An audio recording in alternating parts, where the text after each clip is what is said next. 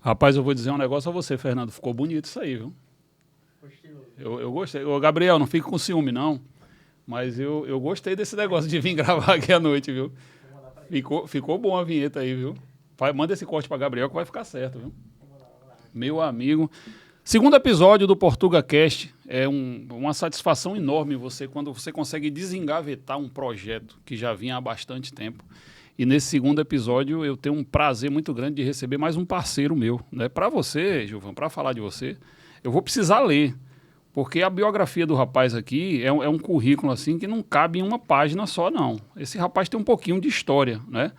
O Gilvan Félix, ele foi nascido em 10 de novembro de 75 em Recife, filho de Dona Maria e seu Severino, casado com a Daniela, o pai do Igor Gabriel, e mais 2 enteados, o Vinícius e a Catarine. Catarine, é isso mesmo? Isso. Empreendedor farmacêutico, treinador comportamental e mentor no segmento farmacêutico. Cara, é coisa pra caramba aqui, viu? Bonito demais a história e é uma satisfação demais receber você aqui, meu irmão. Seja muito bem-vindo, viu? No segundo episódio aí do PortugaCast. Grato demais pelo convite. Estar aqui é uma satisfação enorme para compartilhar um pouco daquilo que tu vai abordar e vamos em frente. Vamos embora então. Gilvan, me diz uma coisa, cara, assim, o que você tá achando já de cara, só pra gente já bater um papo em relação a isso, que é uma coisa que me intriga muito. Eu tava conversando com meu amigo Fernando ali, ele falou que também ele tem várias interrogações em relação a isso. Você que é do segmento farmacêutico, qual é a grande questão desse boom de farmácia no nosso país hoje? Ou é regional, é Nordeste, ou é Brasil, não sei. Pelo menos eu estou acompanhando daqui. Por que aumentou tanto o número de farmácia hoje no país? Excelente pergunta. As pessoas, elas fazem essa pergunta, mas por si só você já sabe, tem uma noção, só que não está na tua mente a resposta exata para isso. Mas é sobre a população estar adoecendo. E adoecendo, por que a população adoece tanto? Saberia me responder? Eu posso arriscar. Primeiro, quando a gente vem para o processo, eu vou falar algumas coisas. Se eu estiver falando alguma besteira, você me corrige, que a autoridade aqui é você, não sou eu, não. Vai lá, tu sabe. Mas primeiro, eu falo muito que quando na época dos meus avós, que eu acompanhei bastante, a qualidade dos alimentos era muito diferente. Tudo era muito melhor, era menos processado. As pessoas descascavam mais do que destampavam. Então, eu usava muito os alimentos in natura mesmo ali, e a qualidade até dos alimentos que eram na prateleira do supermercado eram melhores. E aí também vem a questão da saúde mental das pessoas, que ainda voltado para a PNL, a grande maioria das doenças elas são psicossomáticas, né? Então ela nasce na sua cabeça e daí ela passa para alguma parte do corpo. Então eu acredito que seja muito em relação a isso. Perfeito. Você aí já falou tudo. Se eu for falar algo mais, esmiuçar isso, vai ser mais enchimento aí de linguiça e você foi categórico.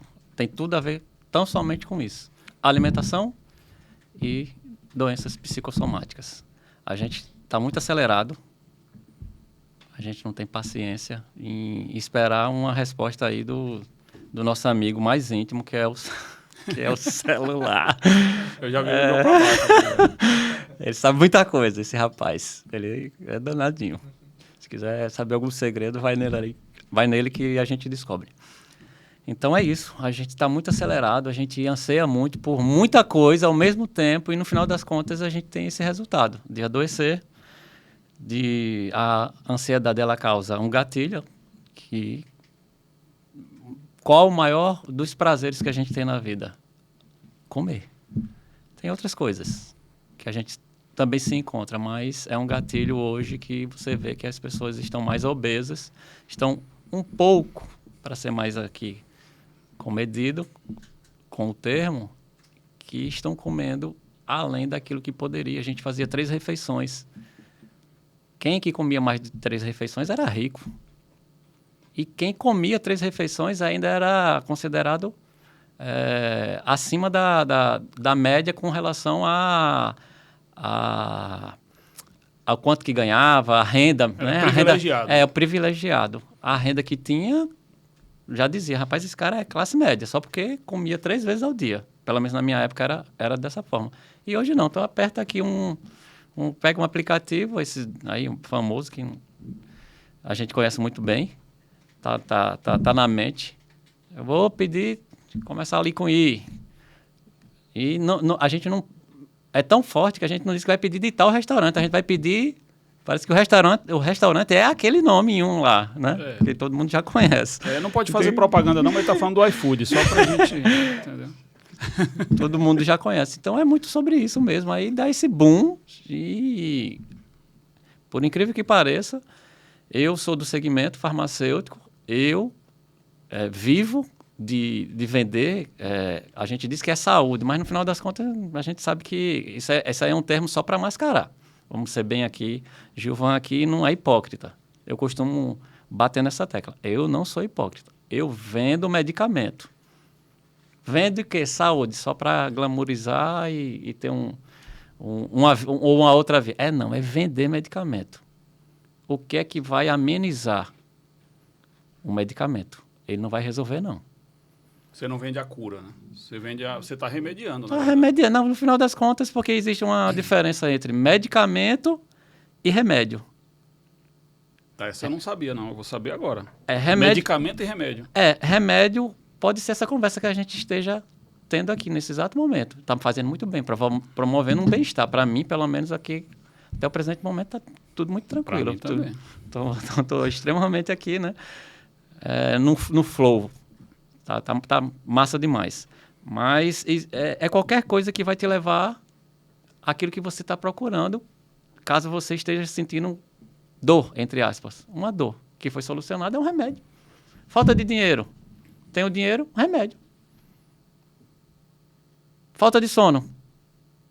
Apareceu o sono, foi um remédio. Sem você colocar nada, introduzir nada na sua boca, no seu trato. Entendi. É um remédio.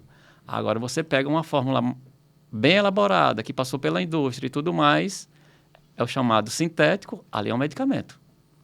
Entendi. Que ele pode levar até a cura em algumas situações. Sim.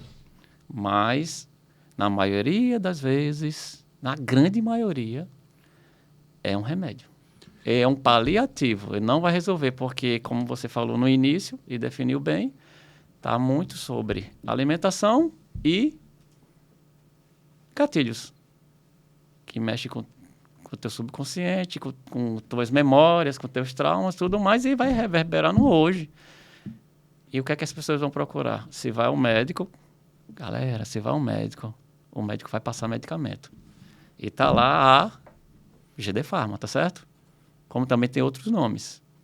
Aí, isso aqui não é nenhuma, assim, saia justa, mas a gente tem que cuidar principalmente da nossa saúde mental também, inclusive. Porque se a gente tiver saúde mental, a gente não vai ter esses gatilhos para estar colocando a todo tempo, toda hora, só porque está sentindo uma raiva, uma ansiedade. O que não deve na boca? Um alimento, como o Cláudio falou, alimentos processados.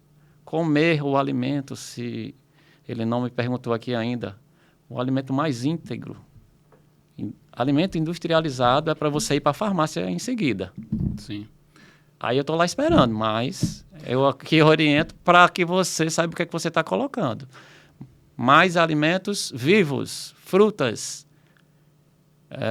Pode-se comer carne? Pode comer peixe? Pode, mas aí tem que ver a procedência disso daí. Se está muito tempo lá congelado e tudo mais, não é um alimento que tem pouco tempo de vida.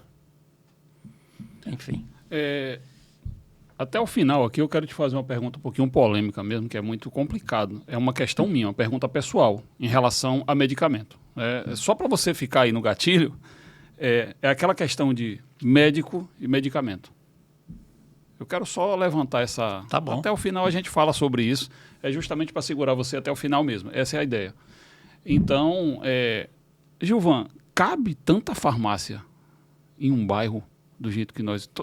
Dá para todo mundo sobreviver, de fato, porque assim, eu vejo alguns exageros Da minha opinião, que eu não sou do ramo, eu posso estar falando alguma besteira. Pronto, eu moro ali na Epitácio. Cara, só ali no quarteirão da minha casa tem 5 farmácias. 5 farmácias no quarteirão, que eu posso ir andando. 3 eu já vou logo de cara, e tem mais 2 um pouco afastado. Cabe realmente, assim, é algo rentável, vamos falar para um dono de uma farmácia? Cabe, e tem a Geomarketing, que trabalha essa parte de entender qual o perfil do cliente, qual faixa etária, o que é que vai consumir, qual o perfil desse cliente. Então, se sabe qual é a fatia de mercado que tem ali, que ainda não está sendo abocanhada ali naquele território. Então, para você não dar vez com a sua marca para o concorrente, o que é que você tem que fazer? Cercar. Então, você abre 2 da mesma marca ou 3, para que você não abra a porta para um concorrente vir lá e tirar disso. Tem cidades que a gente atua que cabe mais GD Pharma. A gente ainda não fez. Aí abre a porta para um concorrente. Mas se a gente fizer o estudo vai apontar que necessita de mais. Pode se inserir. A gente nunca quer um concorrente. Quem é que quer um concorrente? Não dá certo, não. Batendo a sua porta. Concorrente só serve para fazer você crescer, se você souber ter essa visão. Exatamente. Senão a pessoa vai lá, vou fechar minha porta porque chegou um concorrente ali e para mim já deu. E tem gente que baixa a guarda mesmo, de fato. E vai querer abocanhar tudo, mas é a tua estratégia. E essas ferramentas hoje, elas são muito bem assertivas, porque, inclusive, está a IA ali naquele contexto.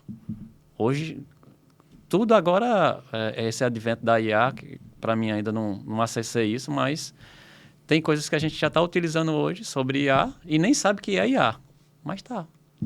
É o tempo todo. É o tempo todo. Então, é muito... a ferramenta, essas ferramentas de entender, pelo menos no segmento farmacêutico, e se atuam no segmento farmacêutico com tanta assertividade assim, e em todo outro segmento, que seja de varejo supermercadista, também tem, como de roupas, de uma série de outros segmentos que, com certeza, eles utilizam as mesmas ferramentas. Sim. De geomarketing. O que chama atenção realmente é o crescimento de farmácia e de atacado. Esses dois são 2 segmentos que eles vêm atuando de uma forma Essa daí foi intencional, né? Foi. Porque tem tudo a ver no início que você falou justamente sobre isso. O alimento vai levar ao medicamento. Não tem como não levar. Ou seja, o atacado te alimenta. O atacado alimenta o seu negócio. Muito. Quanto mais ele vender os achocolatados da vida, quanto mais...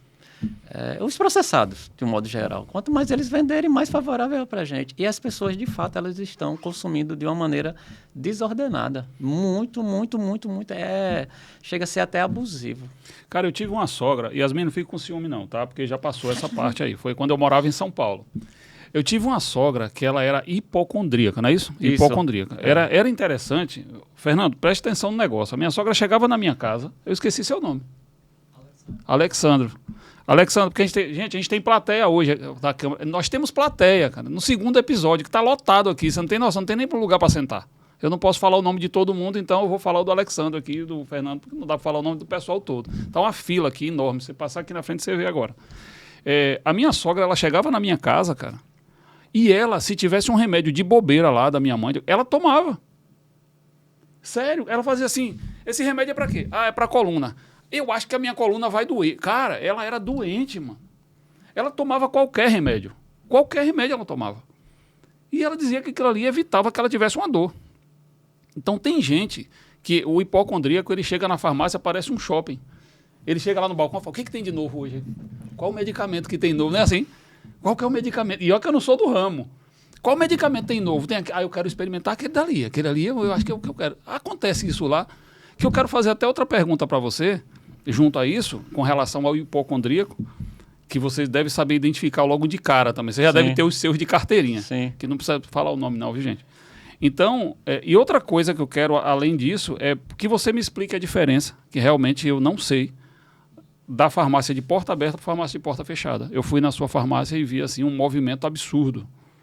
E eu acredito que com a farmácia de porta fechada não tem um movimento daquele. Então, você só deixa na caixinha para responder, mas eu quero saber primeiro se você tem os hipocondríacos de carteirinha lá. Tem. Diminuiu. Porque hoje tem informação, né? Então, ele não quer chegar para você e... Ele já sabe o que ele quer, na verdade. Ele vai lá só para desabafar mesmo. Ele está precisando de uma conversa. Não tá precisando ele está precisando de um remédio, não está precisando de um medicamento.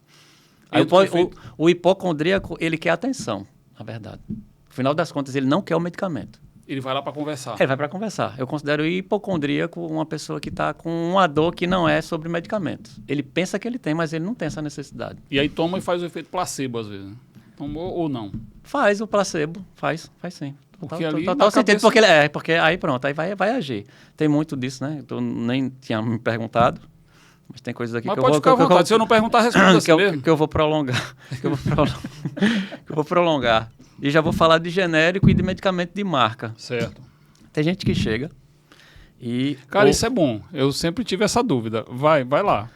E chega e pede um medicamento de marca, que a prescrição médica, segundo a denominação comum brasileira, DCB, ela deveria ser... A prescrição, ela é considerada quando você coloca o médico mesmo, ele coloca a molécula, ele coloca o nome científico do medicamento. Isso daí é uma prescrição. Quando ele coloca um nome comercial, ele está propagando. Era isso que eu queria deixar para bater para depois, mas você já quer responder logo, você vai acabar com o meu negócio da minha mídia de segurar o pessoal até o fim. Entendeu? Mas tem mais coisas. Tá, então vai lá, manda aí. Tá vendo? Você chama a pessoa faz um negócio desse com o seu podcast, entendeu? Se for sobre o que eu entendo no segmento farmacêutico, aí tem muito mais coisas. Sim. Aí eu vou fomentar isso aqui, se for o caso. O que é que acontece? Ele coloca lá uma marca. Aí tem uns pormenores sobre isso. E tá tudo certo. Tem que existir medicamento de marca, que é um medicamento inovador, onde se foi feita uma pesquisa para descobrir aquela molécula e as particularidades dela, efeito colateral, para que ela funciona, quando que ela funciona, meia-vida, aí é a parte mais técnica da coisa. E tá tudo certo, porque o laboratório ele vai ter que ter um retorno sobre aquilo que ele investiu, e não é moedinha. Ele investiu em pesquisa e é um negócio de bilhão, não é negócio de nem milhão, é muita coisa. Então ele vai ter que ter aquele retorno. Tá? Eu gostaria de ser um dono de um laboratório de pesquisa para descobrir uma molécula que fizesse determinado efeito para curar uma determinada patologia. Enfim. Só que, quando passa-se, salvo engano, 10 anos, essa molécula, segundo a lei que estabelece, é quebrada a patente e pode ser lançado o genérico dessa molécula. Aí o nome comercial, ele vai ter relevância enquanto ele atuou ali durante 10 anos, mas a partir do momento que tem o genérico e que as pessoas que entendem o que é substância, o que é molécula, que faz o mesmo efeito, que tem a mesma dosagem, que tem a mesma biodisponibilidade e a mesma bioequivalência, fala-se sobre justamente a dosagem. E que ele é fidedigno ali, aquela molécula. E a biodisponibilidade é a forma a qual vai agir no organismo. Que ele tem o mesmo efeito. Então, se é igual, é diferente de marca de camisa, de tecido. Tem Brim, tem Cambraia. Olha, da época de Brim e Cambraia. Rapaz, cada coisa que ele fala aqui entrega um pouquinho mais. Né? A idade de Cambraia, onde ele foi, mano. Rapaz, isso aí é da época da Cibalena. É, do Cibazol também. Do biotônico Fontoura. Com álcool, que não tem mais álcool no biotônico Fontoura, tá certo? Eu chutei aqui, não tem nada não. Tá, só um minutinho aqui que eu chutei o negócio aqui, gente. Pronto. Da época do Sadol. Vai. Isso também. A gente tá se entregando, né? Vamos voltar. Enfim, é diferente, mas a molécula ela é igual. Não vai existir diferença em termos do que eu falei, do efeito e da ação, do efeito não, da molécula, que ela é igual, do princípio ativo, aonde também tem aonde o medicamento vai atuar, o tempo que ele vai atuar, a partir de quanto tempo que ele vai atuar, e se é um medicamento de tratamento ou um medicamento de dor aguda, para um momento, tão simplesmente. Não é um medicamento para tratamento, é para causa aguda e não crônica. E onde entra o similar? Porque tem o genérico, o de marca que chama, né? Sim. O genérico e o similar. Se tiverem farmacêuticos aqui que entendam, que acham que entendem, eu também, para mim, eu aceito. Mas quando se fala em similar, Cláudio, existe uma certa mística, folclore de que o similar não passa por determinados testes. Eu sendo dono de laboratório e que não... Aí tem a história de que custa caro para derrubar o que é mais em conta, para dizer que não faz efeito.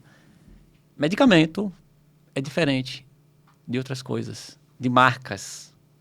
Medicamento existe marca porque isso foi estabelecido lá há um certo tempo porque tinha interesse. Por trás de tudo isso. Mas então, não, isso é essa história de que o similar não tem o... Pronto, vamos voltar aqui também. Na minha época existia a conversa para boi dormir. Aí, isso não existe.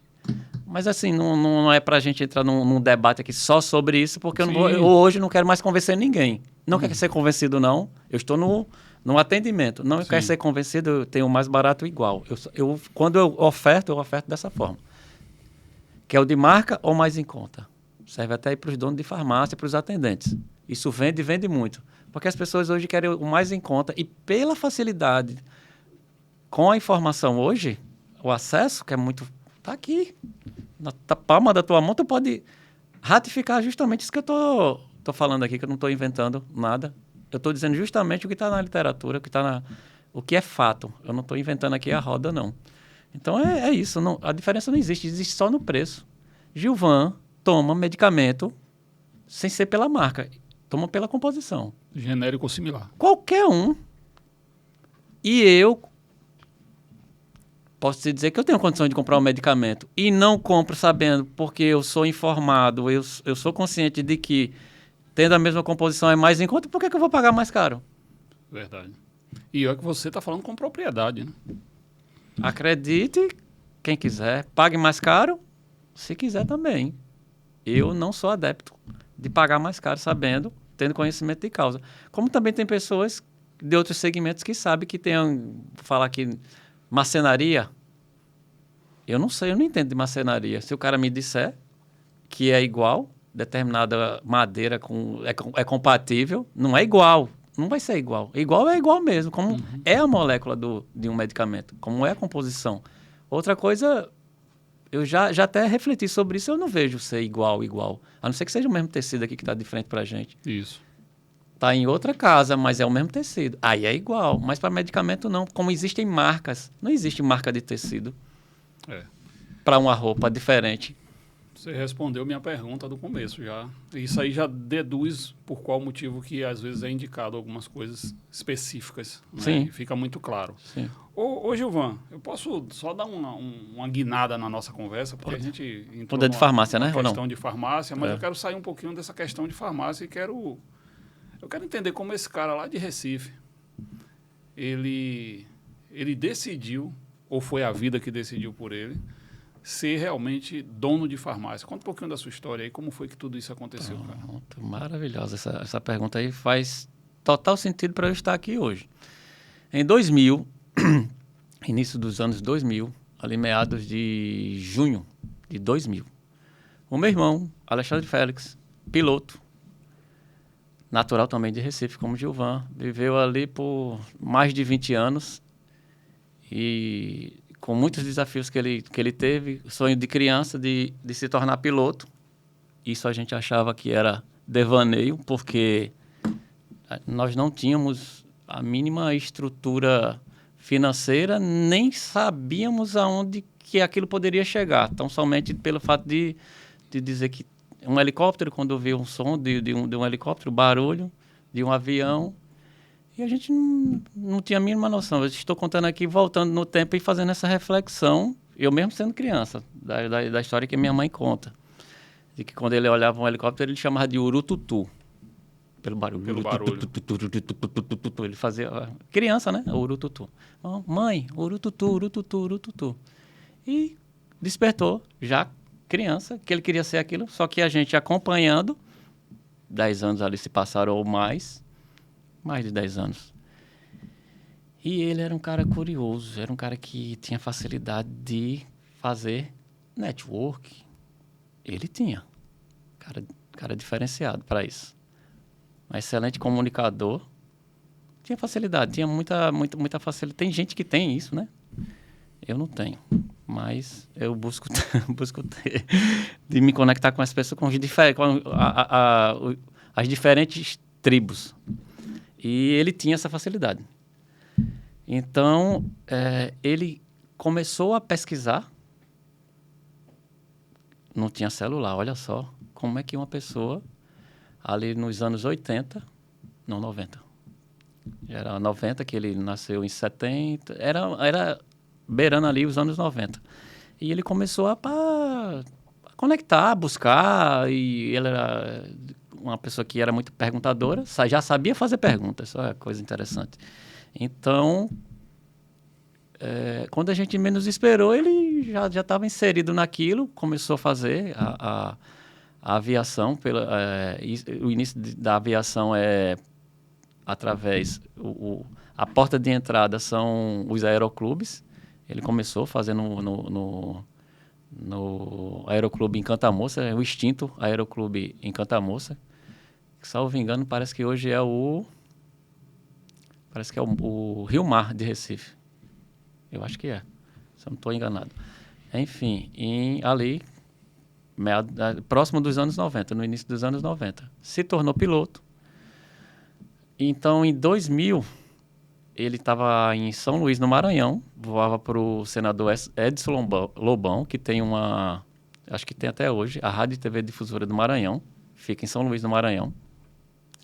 E tinha uma aeronave, ele, e fazia campanhas e tudo mais, e precisava se deslocar para as cidades circunvizinhas, e meu irmão era piloto do senador, à época, Edson Lobão. E começou a ganhar uma graninha e tal, e era um cara que conversava muito com as pessoas, conectava, tinha essa facilidade. Ele estava na praia, conheceu alguém, e ele é muito curioso sobre as coisas, e conheceu uma pessoa que trabalhava em uma farmácia e que tinha vontade de empreender. Ele disse: agora é a oportunidade de ajudar os meus irmãos, família de modo geral, e ele me convidou, confiava muito em mim, me convidou. Se tu não quer vir para cá, para São Luís, tá fazendo o que aí? Nada. Para variar, não tô fazendo nada. E aí, tu topa vir para cá? Eu fui, não foi para abrir a farmácia ainda. Agora que eu lembrei. Foi em 97, ele me chamou a primeira vez, disse que não me chamava mais, porque ele estava me direcionando. Eu era para fazer tecnologia da informação, era na época e tal. E, enfim, hoje chama de quê mesmo? TI mesmo. Eu acho que já mudou, já tem outra nomenclatura, que eu TI, não estou lembrado. Acho que é TI, né? Tecnologia da informação, é TI mesmo. Era informática, tecnologia da informação. Hoje tem outro nome que eu não estou lembrado. Mas... esqueci o nome agora. Vamos embora, a gente lembra daqui a pouco. Enfim. E eu passei 97, meados ali de 97, junho, julho, que eu até tinha uma versão que, apesar de ser Nordeste, São Luís, na época tinha pouco forró. E eu era... São Luís é reggae, né? É reggae e bumba boi. Boi bumbá. Lá tem também. Tem uma influência forte, uma cultura muito forte sobre isso. O São João de lá é boi bumbá. E eu voltei em fevereiro de 2000 e... Que 2000? E de 98 eu voltei. E ele ficou muito frustrado com isso, porque ele estava me direcionando, estava abrindo assim... Abrindo a lavoura lá para eu ir para a informática no point que estava acontecendo, estava bombando. E eu ainda era jovem, assim, me considerava muito imaturo na época, e não deu para eu ficar, porque não conseguia ficar, estava longe, apesar de meus pais serem separados, tinha muita dependência da minha mãe e tudo, e eu regressei para Recife. Inclusive, à época eu tinha uma namorada que era muito assim, apaixonado e tudo mais, mas mesmo assim não levei em consideração isso. Não foi Qual era a fator sua idade? Eu tinha 20 em 98 eu tinha de 23 anos. Não, ainda ia fazer 23 anos, que eu nasci em 75, ainda ia fazer, tinha 22 anos. Então o tempo se passou, conversas assim, né, de bastidores, disse que ele, rapaz, nunca mais. Nunca mais eu chamo essa criatura. Mas em 2000, novamente, meados de 2000, no início dos anos 2000, ali em junho e tal, Gilvan é convidado novamente, e agora para uma empreitada que era ser o braço direito dele numa farmácia. Sem saber de absolutamente nada, e eu não era nem o cara que me enxergava como sendo alguém que poderia atender sequer, eu era muito tímido, para atender o público. Jamais eu me enxergava daquela forma, que eu trabalhei numa farmácia em 90, pouco antes. Na verdade, foi pouco antes. Eu até pedi demissão de uma farmácia que eu era caixa. Quando eu entrava ao balcão e que as pessoas me entregavam, eu entrava para tomar água. E as pessoas não sabiam quem eu era ali, qual a minha função, e acabava colocando a receita no balcão e fazia o contato visual comigo, achando que eu era o balconista, e eu ficava, bugava, cegava. Porque até não, as pessoas têm também, né, esse estigma de dizer que aquilo é um garrancho. Mas ali dá para a gente compreender com o tempo, a gente vai pegando o jeito, e aquilo ali não é um grande mistério você conseguir ler uma receita, não. Com a prática diária, você começa a desenvolver essa aptidão por saber ler ali as receitas. Eu acho até que deveria fazer até uma caligrafia e tudo mais, os médicos, porque já aconteceram coisas drásticas, porque se achou que era uma coisa... Ronaldinho, né? Olhar para um lado, toca no outro, aí medicamento não pode ser desse jeito. É coisa séria. E já deu ruim. Então, ele abriu ali, me convidou, eu topei. Eu nem sabia que existia ainda essa possibilidade, porque reverberava para mim que ele não queria mais eu junto para ele me direcionar, ser o meu mentor. Eu não sabia nem o que era ser mentor de alguém. Enfim, então, eu topei e deu muito certo. A gente ficou ali, começou no final de 2000, e a farmácia durou até setembro, com a administração dele, setembro de 2008. Então, se passaram 8 anos ali, onde eu, em 2001, já na virada, ele era um cara muito visionário e perguntou se eu queria fazer o curso de farmácia. Eu, como iniciei ali, passei muito tempo ainda na faculdade, que ela era integral, era para terminar em 4 anos, e essa pessoa que está falando aqui com vocês, que hoje se enxerga empreendedor, passou 5 anos e meio, era para fazer em 4. Então, isso não determina onde tu pode chegar, não.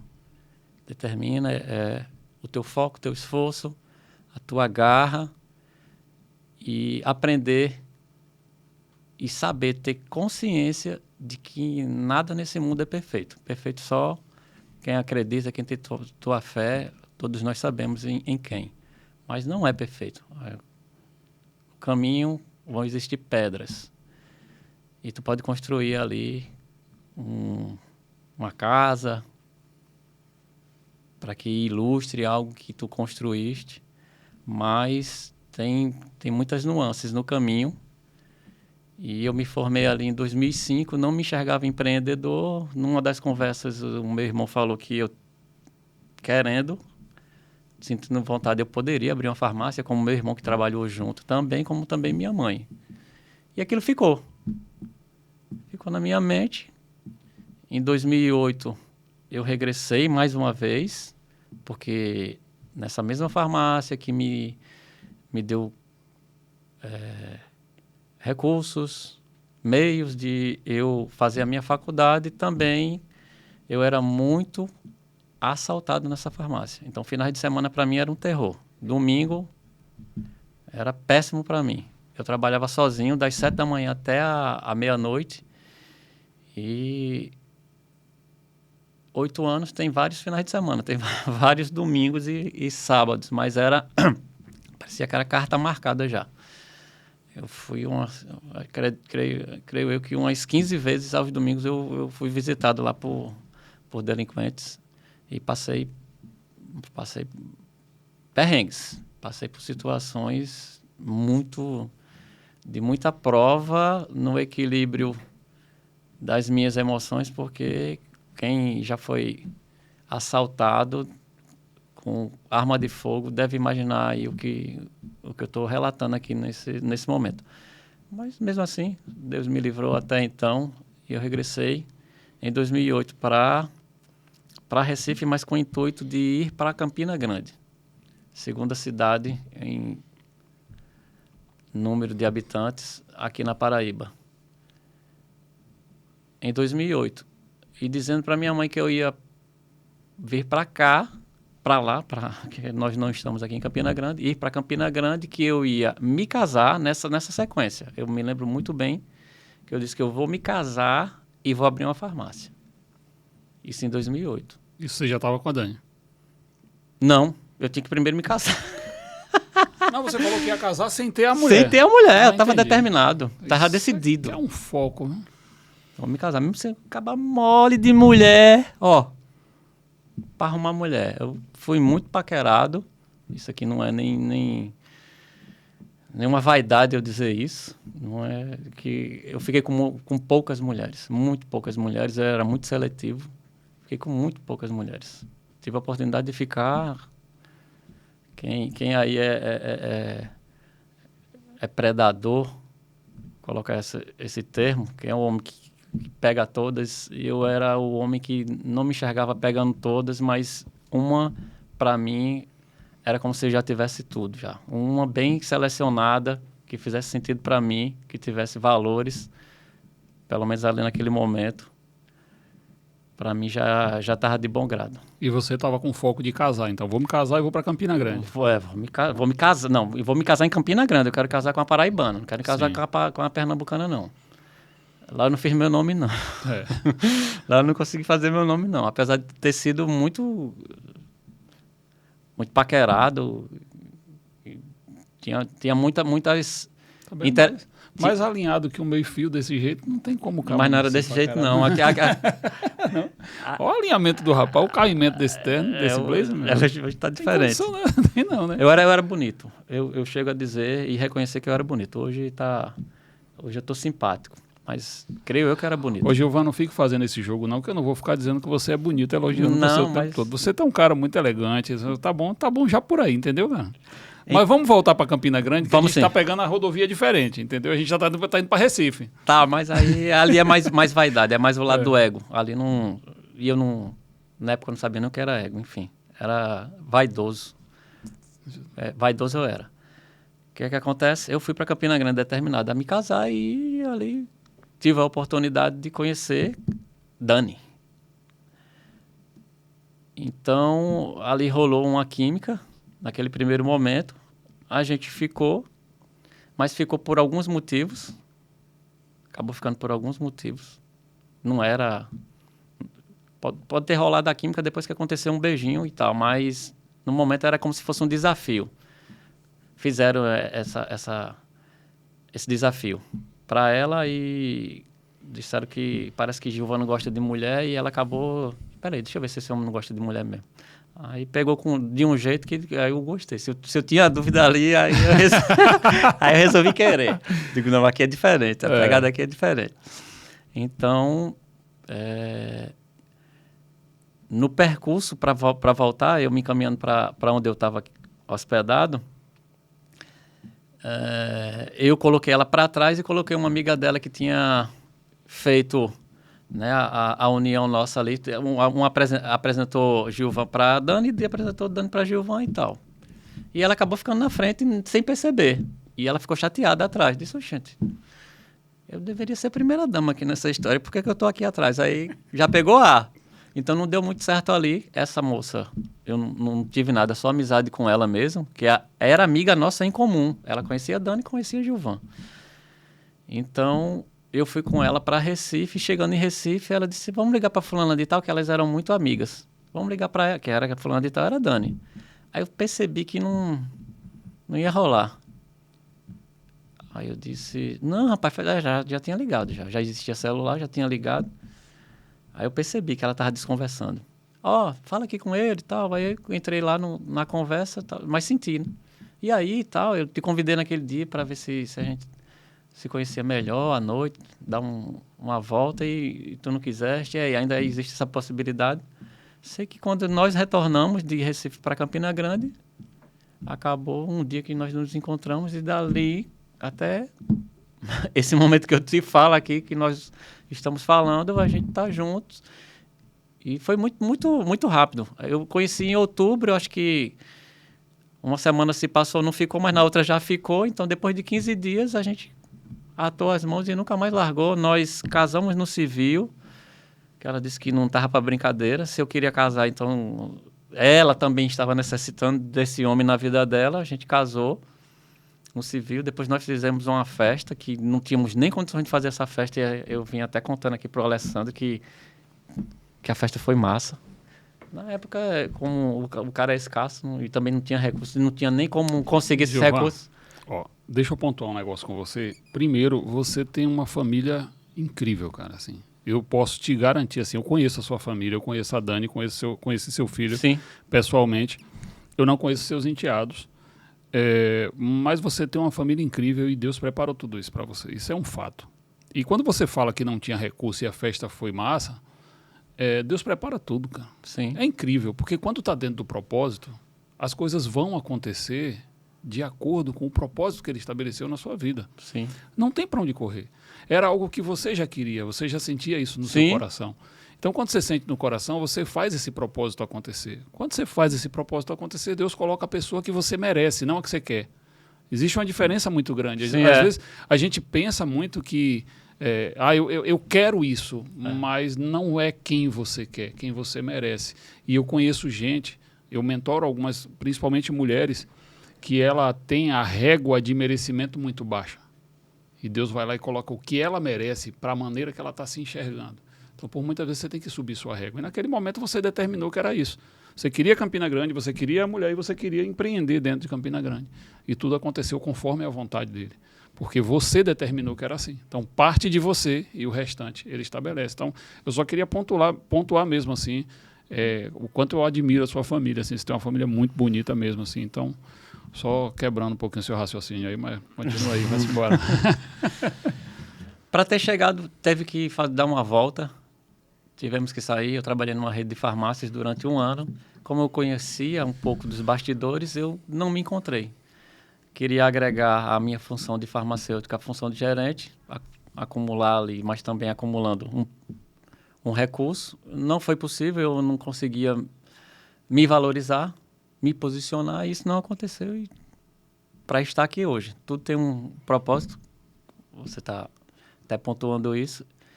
Eu tive que ir para São Paulo, só passei 1 ano, em 2009 nós fomos para São Paulo. Eu pensava que eu ia ser o pai do Cris, ia ter 2, 3 empregos, só que isso não aconteceu logo de cara. Deus, aí, na vida, para fortalecer ainda mais a fé, e não aconteceu. Aconteceu com o tempo, mas São Paulo, você ganha bem, comparado ao Nordeste. Vou falar do Nordeste, que eu moro aqui no Nordeste, morei em Recife, morei em São Luís, e moro hoje na Paraíba e em Campina Grande. Como também a gente tem casa em Serra Branca, que é no Cariri paraibano. Até de um cara famoso aí que tem um tal de Pix no meio também. Jesus, meu pai. Tá aí, só para a galera saber, fazer referência. Então, eu passei cerca de 2 anos, será? Acho que passei uns 2 anos em São Paulo. Nem lembro, porque coisa que por dores que eu passei, eu ressignifico de maneira muito rápida. Eu não sei nem qual foi o tempo. Foi bem penoso, mas... O que é ruim de passar é bom de contar. Eu não tenho muita lembrança de São Paulo, não. Assim, não tem muita história, porque é muito repetitivo São Paulo, é muito trabalho. Isso. Eu morei 10 anos lá. É trabalho. Então, eu era uma máquina lá. Aí eu aprendi, eu aprendi a dar maior foco nas coisas que é necessário para você ter resultado. Nem que seja por um tempo. Eu estou falando tendo experiência própria. Eu não estou contando história de terceiros, não. Tá certo, pessoal? É história de Gilvan, é história real. Não tem história aqui de livro, não. Já li muitos livros que não falam sobre histórias, e sim sobre como a gente melhorar como pessoa, se aperfeiçoar, se aprofundar e conhecer a si mesmo. A si próprio, depois conhecer o próximo. Melhorar a si mesmo. Então, eu busco... Tem uns 5 anos aí que eu comecei a entender isso e faz com que, dentro do empreendedorismo, a gente desenvolva de uma forma que o empreendedor que estiver me ouvindo aí busque o autodesenvolvimento que você vai atingir níveis dentro do empreendedorismo que jamais você imaginou alcançar. Conecte com pessoas, com novos ambientes. Esse é um ambiente desconfortável para mim. Não é confortável, porque eu nunca tive essa facilidade com a comunicação, mas quando surgiu o convite, eu já fiz outro e não desenvolvi da forma que eu estou desenvolvendo hoje, porque é o ambiente, tu vai se habituando. Então, a ambiência ela vai promover, você tá saindo bem, pô. Promover muitas coisas que você tem suas travas porque te contaram essa história de que você não é capaz. Então, eu treino bastante sobre isso, como também coloco em prática muito do autodesenvolvimento no negócio. O negócio fala muito sobre quem é o CPF por trás do CNPJ. A partir do momento que eu comecei a desenvolver o CPF, o CNPJ, o céu é o limite hoje. Eu, sem querer aqui me gabar sobre resultados e tudo mais dentro do negócio, são números assim que enchem os olhos até mesmo no segmento. Então, eu tive que voltar para São Luís, onde eu não queria retornar durante esses 8 anos. Lá, a vida foi muito pregressa e eu não era interessante para mim. Eu já estava em outra frequência e não queria voltar. Eu passei 8 anos ali achando que eu estava crescendo porque tinha resultado, porque tinha me formado e não tinha essa perspectiva na minha vida e eu achava que aquilo ali era grande coisa.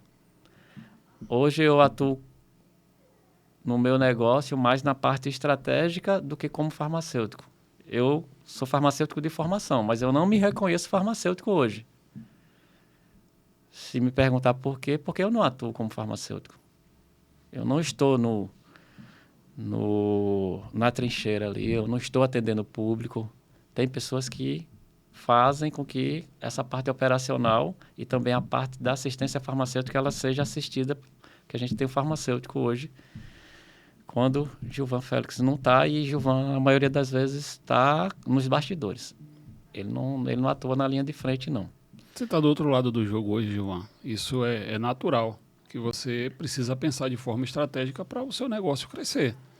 Se você estiver na operação, você é um funcionário muito caro. Caro pra caramba, eu sou muito caro. caro. Eu sou caro. Para a operação, você é um funcionário muito caro. Então, hoje, eu quando faço consultoria em algumas empresas, eu deixo muito claro isso. O dono da empresa, ele precisa expandir a empresa dele. E se ele estiver dentro do negócio, ele não vai expandir o negócio. Então, ele precisa criar relacionamento. Basicamente, é relacionamento e buscar as oportunidades. Sentar nas mesas certas. Sim. Fazer conexão com as pessoas certas. E isso vai fazer com que ele tenha os melhores resultados. É o que você faz. Então, eu lembro da primeira chamada de vídeo que nós fizemos, quando a gente começou um processo de mentoria. E quando eu vi você ali, eu realmente olhei, você é um cara diferente. E eu ainda falei pra você, cara, tu é forte, hein, velho? Tá aí treinando. Você, rapaz, você acha mesmo e tal? Você tava com a camisa regata e tal. E eu vi que você era um cara diferente, porque naquele momento ali, você estava focando na sua saúde ali. Você estava fazendo algum exercício, alguma coisa assim, no horário normal de trabalho. E faço. Hoje mesmo eu fui. Então, porque as pessoas elas têm essa ideia errada de que tem que estar o tempo todo dentro do negócio. Então, se você está o tempo todo focado em atender, você deixa de desenvolver. Sim. Então, ali eu já vi que você era um cara diferenciado. Mas pode seguir seu raciocínio que eu quebrei de novo. Eu estava em São Luís. Isso. Retornei para São Luís, então eu tomei a decisão. Aí foi a decisão, já tinha decidido, mas eu não tinha o como, que era o recurso. Já tinha a ideia, tudo, já sabia que era possível abrir uma farmácia. Então, eu precisava do recurso. Você cru e tendo ali um recurso mensal onde mal dava para pagar as tuas contas. E quando a gente não tem a gente quer ter. Depois que a gente tem, pelo menos aqui para o Gilvan, não tem tanta relevância assim, não. O ter é meio hoje, até mesmo, é contra-intuitivo eu falar isso, mas o ter é o que menos importa hoje. Vai ser consequência. O ter vai ser o final da história.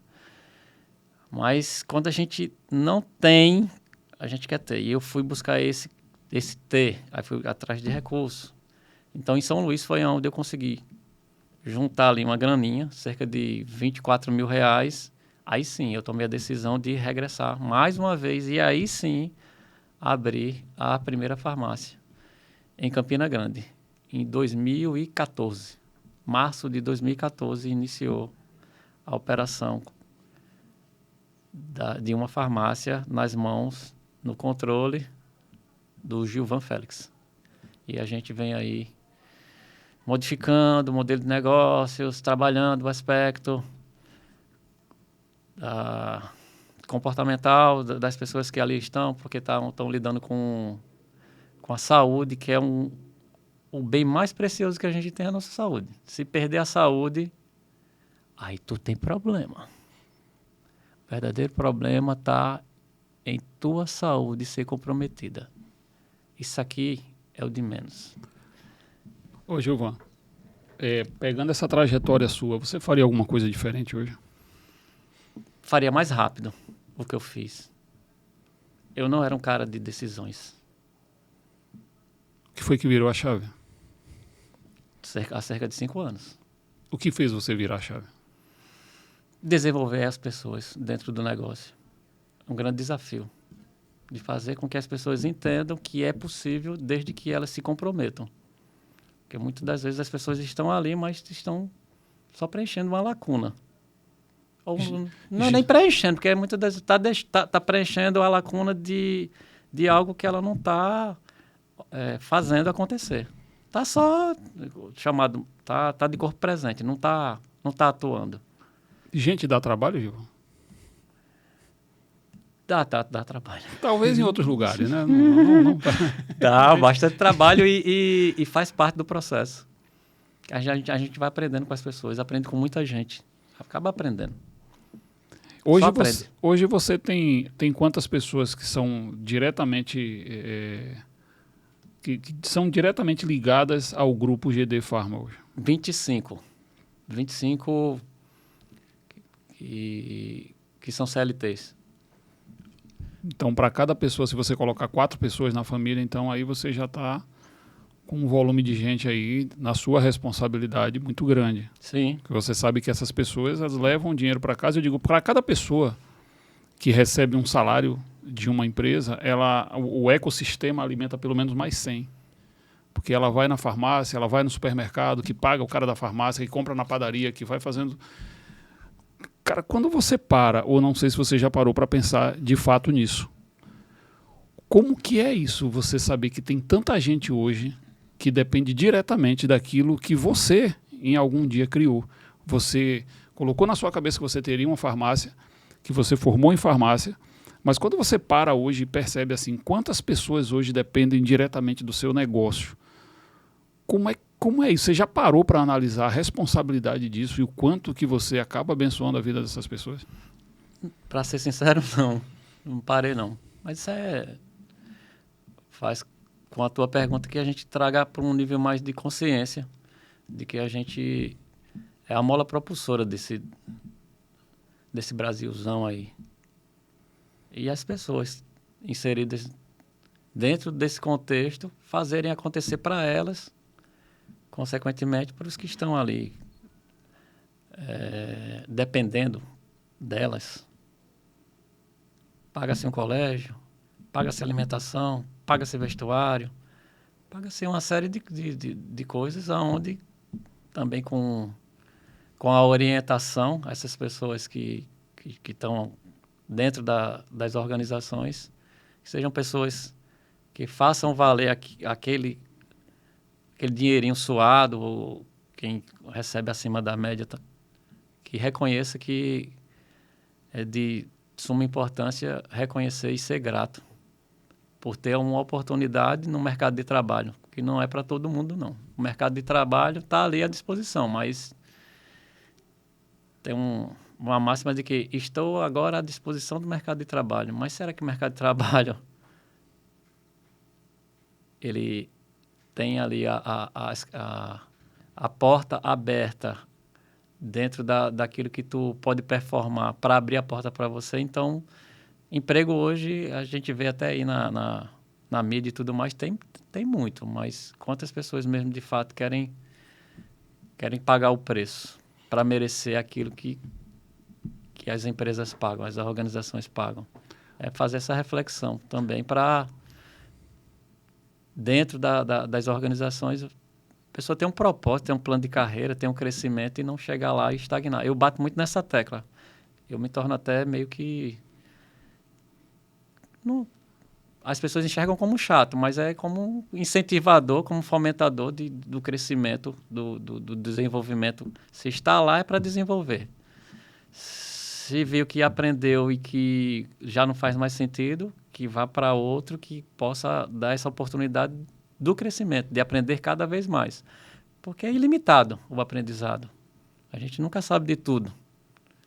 Comecei em uma coisa, não me desenvolvi, porque está aí a tecnologia, que a gente tem que cada vez mais estar fazendo essas reciclagens. E o mercado é inovador, qualquer que seja ele. Qualquer que seja ele. Existe a inovação, existe a tecnologia. Então, se a gente não desenvolver... Hoje, a ferramenta do WhatsApp, em qualquer lugar, é uma ferramenta... Tem gente que diz que é para se comunicar. É uma ferramenta de vendas, as pessoas que ainda não entenderam. O Instagram é uma ferramenta, uma das maiores avenidas que existe. Não precisa mais shopping.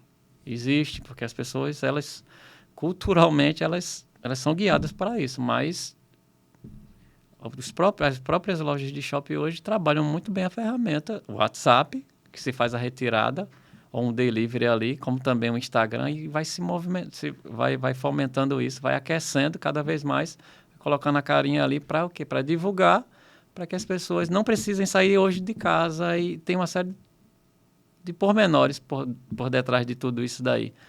Porque dentro do empreendedorismo tem muita gente que diz, tá em crise. Tá, não. Tu é que tu não está utilizando a ferramenta certa ou a estratégia certa para fazer jus. Que o teu negócio se movimente, se multiplique, se replique e tu escale cada vez mais. Não existe essa limitação. E que era de tu abrir um ponto comercial e tu tá ali, se tu tá utilizando só desse ponto físico, cara, tu tá deixando muito dinheiro na mesa, tá deixando muito dinheiro para os outros, ao invés de tu também ser um concorrente junto com essa ferramenta, junto com essa fatia que existe de mercado, de share, né, que é chamado. Ô, Gilvan, por que e por quem você faz isso todos os dias, cara? Repete aí. Por que e por quem você faz o que você faz todos os dias? Eu acredito hoje, não é... Eu vou colocar hoje, que o amanhã ainda não existe e o passado está só na nossa memória. Que Deus me concedeu isso, me deu essa aptidão, me deu esse conhecimento para que eu fosse um instrumento aqui na nomenclatura de empreendedor, nessa posição, né, que colocam empreendedor, para fazer jus a ajudar as pessoas nesse mundo. E através dessa ferramenta eu consigo. Eu me sinto útil fazendo isso que eu faço. E por quem que você faz isso? Por quem que eu faço isso? Primeiramente por mim mesmo. E o resto será consequência. Quem estiver no meu entorno, mas prioridade, não sei se a pergunta foi com essa intenção, primeiramente minha família. Eu faço por eles.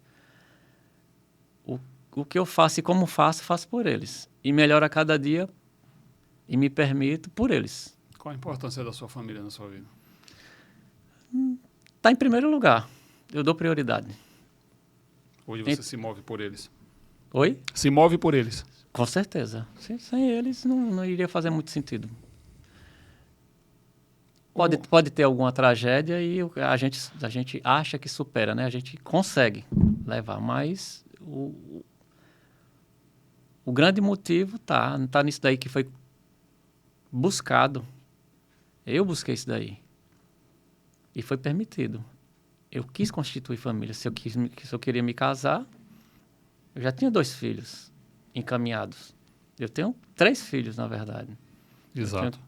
Tenho que dar conta de 3. É. Não é só de um que é biológico. Tenho que dar de 3. Então, eu assumi ali o compromisso. Há 17 anos, vai fazer 17 anos em outubro que eu me permiti. E houve pessoas que eu tinha muito respeito. Não tenho, porque está na minha memória. De perguntar, tu vai assumir 2 filhos que não são teus?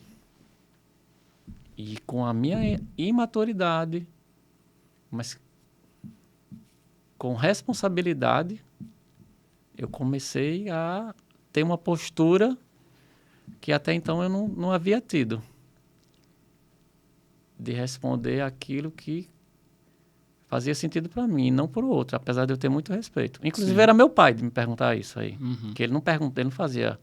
Não era um cara de indagar e de questionar aquilo que nós queríamos como filhos. Se ele me perguntou aquilo ali tinha um peso gigantesco na cabeça dele. Era um prédio que ele chegou a fazer parte de 40 andares. Estava em cima da cabeça dele naquele momento. O que é que meu filho vai fazer? Onde é que ele vai se meter? Onde é que ele vai se meter nesse momento? Ele faz por amor e por proteção. Ele só não entende, ele não está vendo o que você está vendo. Sim. Essa é a grande diferença, né? Os pais, eles protegem os filhos, e hoje a gente precisa se policiar muito em relação Sim. a isso, que por muitas vezes o trauma que todo ser humano tem um trauma que foi instalado na infância, não existe esse que não tenha. O primeiro trauma instalado no ser humano é quando ele nasce. O trauma de nascer é muito pesado. Você sair do conforto da barriga para começar a respirar, começa a entrar o ar, aquilo ali tudo já é um trauma que a pessoa tem. E nós temos a mania de trazer esses traumas e derramar nas pessoas que a gente ama. Sim. Sem perceber, isso é inconsciente. Então, o que seu pai fez foi pegar algo que ele já tinha de história Sim. e, por proteção, querer fazer isso com você. E deu certo. O meu deu certo, mesmo com 2 filhos que eu não produzi. Isso. Deu certo. Uhum. Eu fiz para dar certo inconscientemente. Eu fiz para dar certo, eu não fiz para desistir. É a grande diferença do será que vai dar certo para eu vou fazer até que dê certo. São coisas totalmente diferentes. Que quando você faz uma pergunta, você está suscetível a uma resposta negativa. Mas quando você fala assim, eu vou fazer até que dê certo, cara, não importa o que vai acontecer. Vai dar certo. É quando a gente assume a nossa família. Nós somos homens das nossas famílias. A gente Sim. tem o papel de proteger.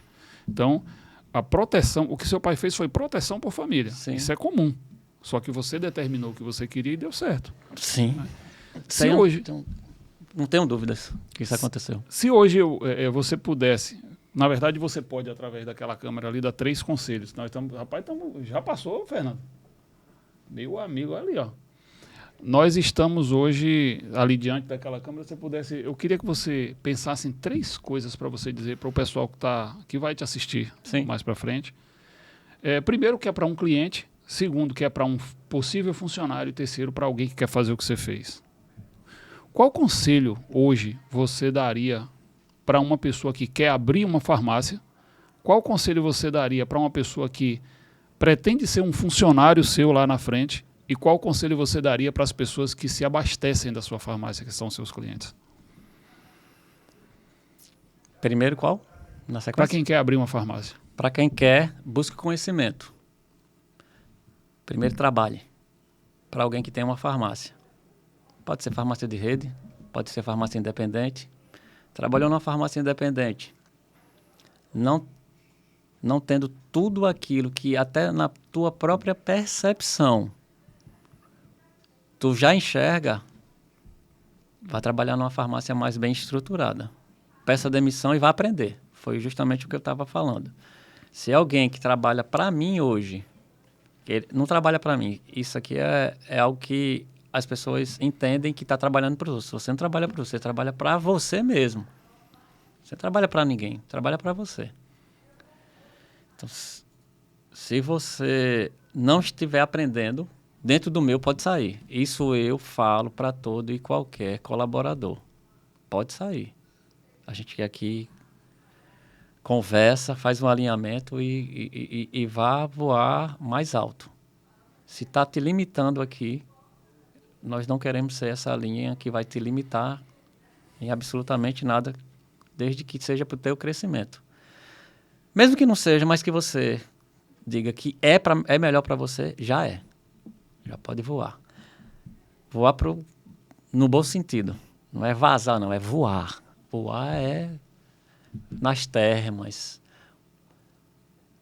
Aqueles que voam nas termas não precisam nem bater as asas, esses pássaros. Não sei se vocês sabem disso. É diferente lá. Então, o que acontece? É buscar conhecimento.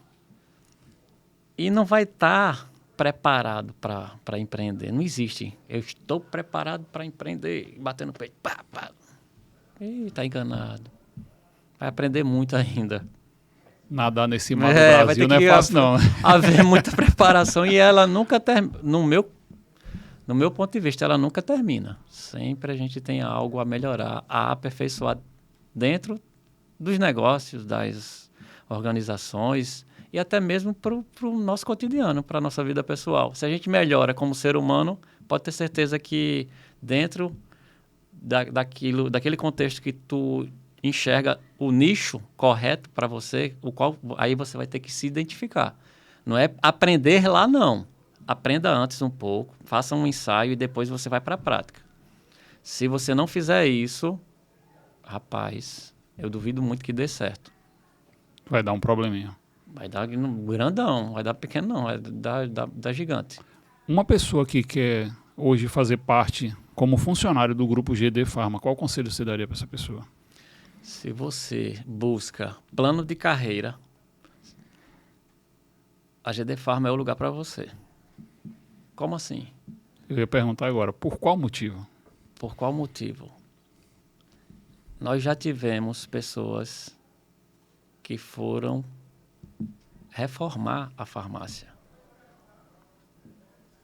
e se permitiram, no plano de carreira, estar como caixa, atendente, hoje é farmacêutico.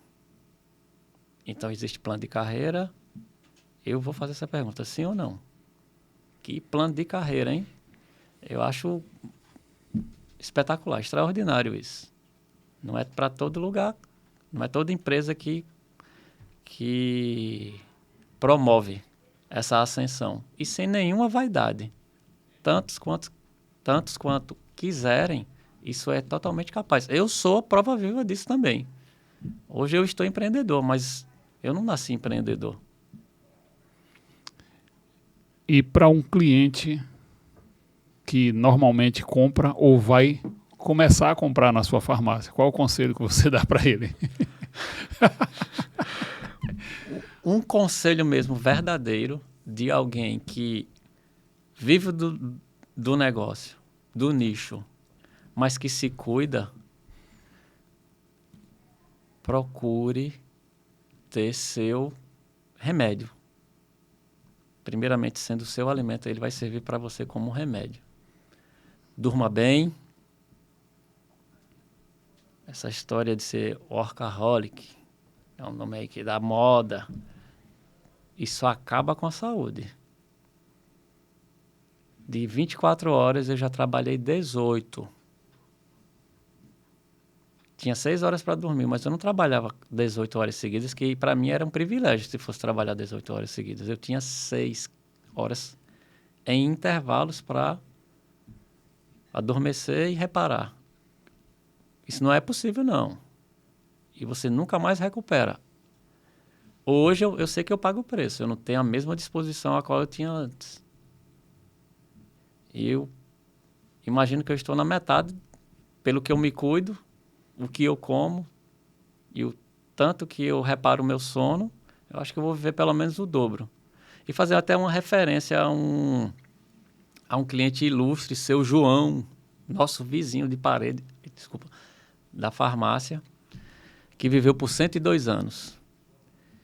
E pegando esse gancho, que eu não ia nem falar em Seu João, o diferencial que eu vi em Seu João é que Seu João falava baixo. Seu João tinha empatia pelas pessoas. Seu João olhava olho no olho e dizia: vocês são gente muito bacana. E 3 dias antes do Seu João falecer, Gilvan fez uma chamada, fez uma postagem no Instagram e perguntou a Seu João: GD Pharma, Seu João, o que é que o senhor acha da GD Pharma e dos que aqui estão? Aí ele disse: não falava aqui feito um velhinho, não. Eu que aqui estou querendo incorporar, mas ele nem falava. A voz muda, né? Mas assim, com o passar do tempo e na velhice mesmo, que ele não era velho, ele era muito jovem, porque a alma daquele homem era muito jovem, era muito contemporânea. Ele falou o seguinte: é uma farmácia muito perseverante. Então, persevere, se policie mais no aspecto alimentação, porque é de suma importância. Eu costumo dizer que eu não sou hipócrita de fazer uma coisa que é para minha saúde, mas porque eu vendo medicamento, eu quero que as pessoas adoeçam. Sinceramente, não. Porque eu vibro com isso. Eu vibro com a saúde. Eu vibro com o bem-estar. Quando as pessoas chegam lá doentes, no estabelecimento, é uma coisa que, se você tem empatia, acaba transmitindo também aquilo para você. Você quer que a pessoa saia daquela situação. E quando ela não tem consciência, não é só sobre uma dor aguda. Ela está precisando de um tratamento e esse tratamento vai requerer algumas restrições no hábito diário que ela tem. Que vai falar sobre alimentação, estresse e sono reparador. É isso. Fala sobre isso. Aí a saúde está nisso daí. Você não precisa buscar saúde. O medicamento não vai trazer a sua saúde de volta, não. Isso tenha certeza. É a mensagem que eu deixo para você com relação a ser um cliente GD Pharma. E se precisar de medicamento, você já sabe que o lugar mais em conta, atendimento humanizado, GD Pharma. Rapaz, e é isso aí. Com a história do Seu João e com esse merchan tão personalizado, a gente fica e encerra mais um PortugaCast. Muito grato a você, meu amigo, por vir de Campina Grande com o nosso amigo, que eu esqueci o nome novamente. Alessandro. Com o nosso amigo Alessandro, vocês pegaram a estrada, estão voltando agora. Grato demais, assim, por você vir para cá como convidado, para você contar um pouco da sua história, que é uma história muito bonita. É óbvio que em um programa não cabe, tem que ser pelo menos umas 15 horas para contar todo o restante, tem muita coisa para você falar ainda. E eu realmente fico muito feliz, porque através do seu exemplo, algumas pessoas também serão tocadas e poderão mudar a direção da vida delas. Esse é o intuito do PortugaCast, é que a gente treine a nossa mente. E você, em um determinado momento da sua vida, você treinou a sua mente e se transformou na pessoa que você é hoje. É isso que é importante. O que importa é justamente isso. Fernando, muito obrigado pela sua paciência. Você é um cara fantástico, que o Gabriel não fique com ciúme da gente em relação a isso. Grato a Deus por mais uma oportunidade, grato à minha família, que eu sou apaixonado, a minha neta Laura, minha filha e André, eu amo vocês demais. Yasmin e Ravi são as pessoas importantíssimas da minha vida. Eu tenho que mandar um abraço pro meu irmão também, Luciano. Tô igual a Maguila, era a Maguila que lutava, mandava um abraço para todo mundo, né? Um abraço para minha mãe, para não sei o que, o cara da padaria. E é isso, gente. Graças a Deus aí deu tudo certo mais uma vez. Eu sou grato a Deus. Tudo quem conduz é o Espírito Santo. Eu não tenho responsabilidade nenhuma. Então, se você quiser reclamar, reclame com ele em oração, porque é ele quem conduz tudo. Foi ele quem estava aqui conosco. É ele quem nos acompanha. E a Deus toda a honra e glória. Muito obrigado mais uma vez e até a próxima. Valeu, meu irmão.